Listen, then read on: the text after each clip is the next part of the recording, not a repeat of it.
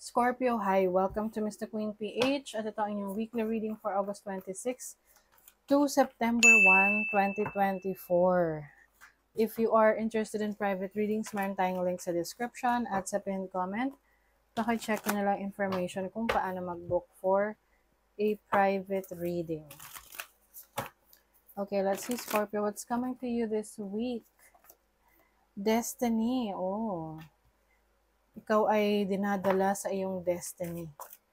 Yung life's purpose. Or maaaring yan yung tinutuklas mo ngayon. Na ano kaya yung life's purpose ko? Ano kaya yung mission ko dito sa mundo? Yan. Imagination. Yung iba sa inyo very creative. So maaaring isa ito sa i-explore nyo. Na baka dito talaga kayo nakalinya. No? Creative ideas or mga talents ninyo and skill set ninyo. Lahat tayo, binigyan talaga tayo ng talent ni God, no? Na nandito tayo para i-explore yun. Alamin kung ano nga ba yun. At pagyamanin ang ating sarili. Dahil doon sa talento na yun. Yung iba naman, parang nisip nila, ano kaya yung talent ko? Ano kaya yun? Actually, kung matatandaan nyo ng bata kayo, tapos meron kayong mga naiisip na pangarap ninyo. Kahit gaano man yan kahirap yung bata ka na maisa katuparan. Kasi pag bata tayo, parang wala talagang limitasyon, di ba? Na you can be anything or anybody or anyone. So, alalahanin nyo yun kasi most likely, yun yung destiny ninyo. Oo. Yun yung purpose, life's purpose ninyo. Andun yung inclination ng talents, ng skill set nyo. At yung iba, di ba, bata pa lang, nagagawa na talaga nila yon and eventually, dun talaga sila nagiging successful. Okay. Letting go. Some of you merong ili-let go na sa tingin nyo ay hindi na nakakatulong sa pag-unlad nyo. This can be a relationship or a person sa buhay mo.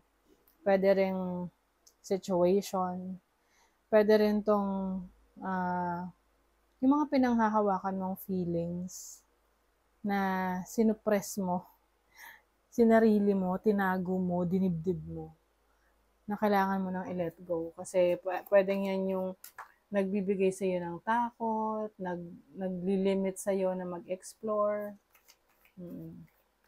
Let's see your overall energy, the King of Wands. Speaking of exploration, yan yung energy ng King of Wands.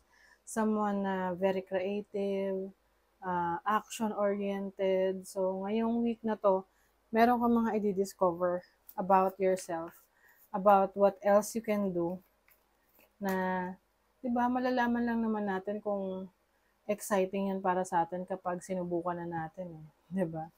Your challenge is the Four of Pentacles. As a challenge, pwedeng yung iba sa inyo, nahihirapang umalis sa nakasanayan nyo na. Kasi comfort zone natin yun eh.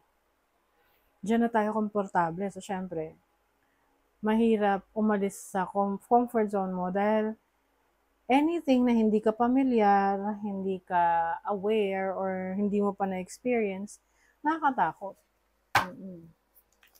Kaya nga, ngayon nagkakaroon ka ng excitement sa buhay mo kasi gusto mong ma-explore talaga at marating or makarating ka dun sa talagang sa tingin mo, masasabi mo na mission mo sa mundo. Your opportunity, the Magician. May opportunity ka to step into your own power, Scorpio. Marami kang kayang gawin. You're very talented. Marami kang mga skills na pwedeng hindi mo pa nalalaman sa ngayon. Hindi mo pa yan malalaman kasi hindi ka nag-explore. So it's more an exploration for you this week. This is also opportunity to manifest your desires. Kasi ibig sabihin yan, you have all the tools that you need. Lahat ng mga tools, kagamitan na kailangan mo para matupad yung gusto mo, nasa iyo na. Your blessing is, wow, 9 of Cups. As a blessing, Scorpio, this is about wish fulfillment. So, meron kang wish na matutupad. Yung iba naman sa inyo as a blessing, parang may party, meron celebration. So, ma-celebrate mo yung isang bagay na gusto mong gawin para sa sarili mo. Or meron kang magagawa para sa sarili mo na matagal mo nang hinihiling na makuha mo. Let's see your money, career, finances.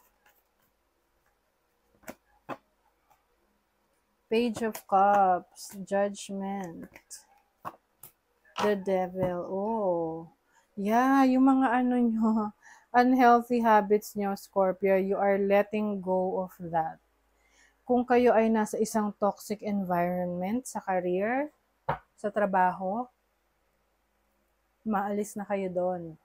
Oo, kasi maaring yung iba sa inyo, you want some change, na parang you are sick and tired of this rat race na papasok sa work, tapos ganun ulit, uuwi.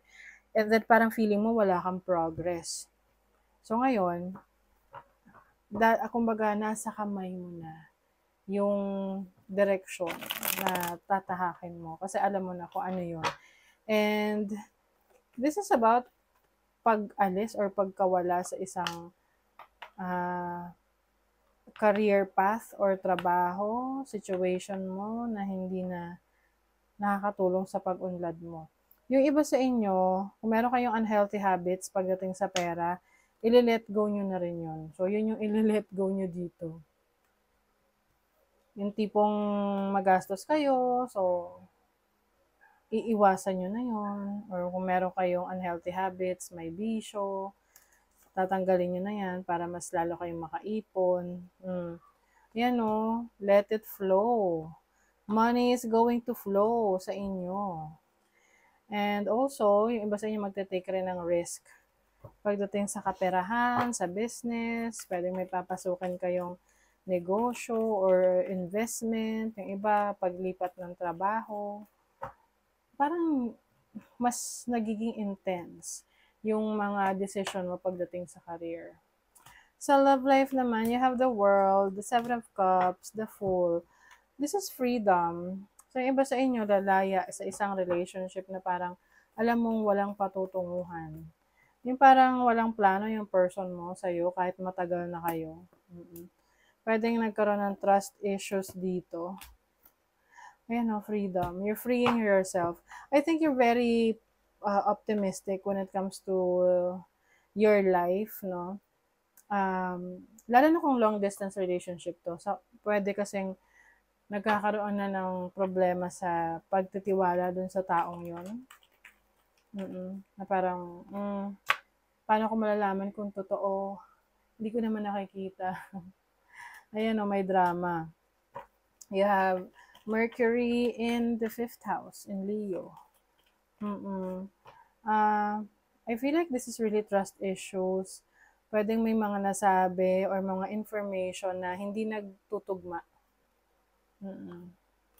You also have Moon in Gemini in the 3rd house. Ano mang challenge na pagdaanan mo, kayang-kaya mong i-handle. You also have the Sun in Aries in the 1st house. Yes, very assertive ka ngayon. Yung kumbaga palaban yung energy mo. Na hindi mo hahayaan na ikaw ay i-take advantage ng iba. Kung sa tingin mo hindi nagiging makatao or hindi pantay yung pagtrato sa'yo, yung parang may discrimination. Hindi mo hahayaan mangyari yan. Possibilities, wow. So, part ng pagiging optimistic ninyo, you're going to focus your attention dun sa mga bagay na pwedeng what could go right, no? Pwedeng mangyari na makakabuti sa'yo. When you learn to imagine the best case scenario, you get to enjoy and experience twice. So, part of your imagination or imagining yung mga plano mo na nangyayari na. No, yung mga resulta na gusto mo na nangyayari na. And dahil yun yung lagi mong iniisip, yun yung mamamanifest mo. So, be careful what you always think about, okay? Kasi baka yan yung mamanifest mo. So, that is your reading, Scorpio. Thank you so much. Bye!